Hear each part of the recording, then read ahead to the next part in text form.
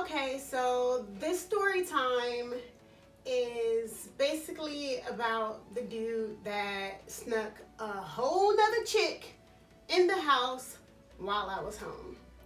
In the house with him. Alright, so the backstory is that I had met this gentleman and we have been seeing each other off and on for a few months. And, you know, I really enjoyed his time. So he goes and tells me that he's going on a trip. And I'm like, oh, okay, you're going on a trip? And it was obviously planned before we met or whatever. And I'm like, oh, so who you going with? And he's like, oh, just my friends. And since I hadn't met any of his friends, I was like, all right, cool. So I didn't really ask that many questions like that. So he goes on his trip, he goes away, and I absolutely see nothing about the trip on any of his social media. And you know, that's kind of a red flag because we're living in the world of oversharing. Everybody's posting to Snapchat, everybody's posting to Twitter, everybody's posting on Instagram. And since I didn't see anything on his social media, I kind of thought that was weird. He didn't post anything all week. So he gets back into town and, you know, I'm asking about his trip. Hey, let me see some of the pictures. So this dude breaks and sends me pictures. But the pictures are of like him and his friends, but all of the faces are blocked out except for his, because obviously, you know, I know him. But he told me that he felt that it was necessary for him to block everybody's face out because he wanted to protect their privacy.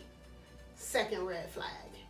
So upon that, I didn't even ask for any more explanation. I don't understand why you need so much privacy that you can't even show me pictures of your random friends. And you gotta block their faces out like they're some type of celebrity or something. So I had to let him and the situation go. Okay, so fast forward about 6 months, and I was at that time going through some very trying times, and we'll save that for another story time.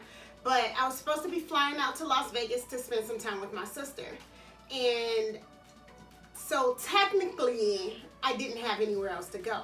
I didn't want to spend a night in a hotel or anything like that. So me and him, we ended up having to cross paths.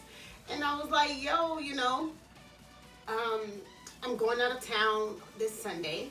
And I wanted to find out if I can spend the weekend with you. And he's like, yeah, exactly what day? I'm leaving like Sunday at 12 or whatever.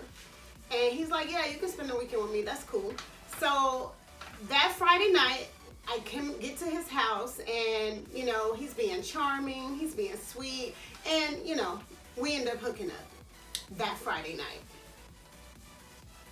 So the next day comes around, it's a Saturday, and he has to go to work and he has to run some errands and, you know, go about his day or whatnot.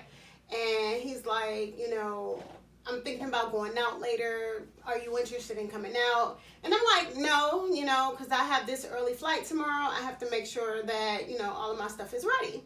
So, you know, I'm sitting in the living room with a bowl of cereal, just chilling, eating my cereal, relaxing, and he's getting ready to go to work.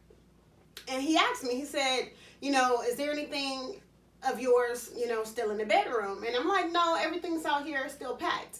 And he's like, all right, cool. So he finishes getting ready and he ends up leaving.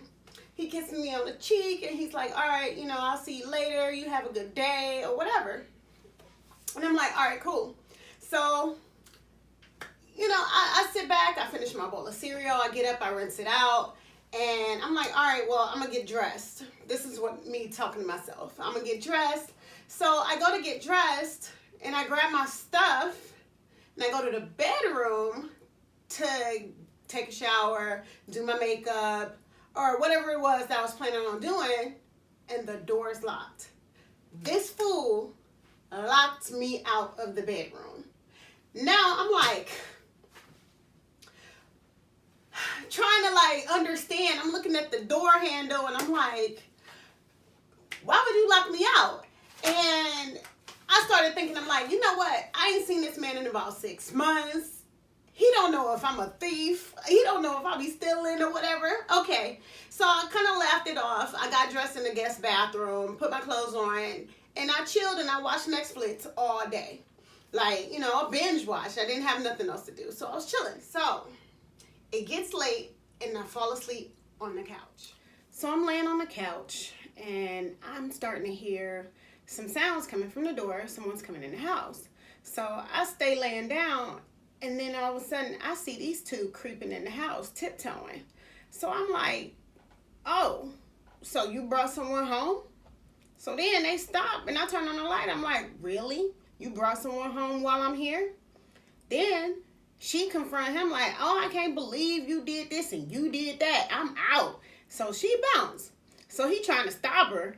Then he come to me talking about something. Why you gotta be all like that? And I'm like, because I'm here. What the fuck? And then he's like, but we ain't even together. And then I'm like, boy, I could have killed you both and buried you in the backyard. So yeah, that's one of my many experiences trying to date before I met my boyfriend. And don't forget to subscribe, because I'm pretty sure you want to hear about the other crazy shenanigans that I had going on during my single year.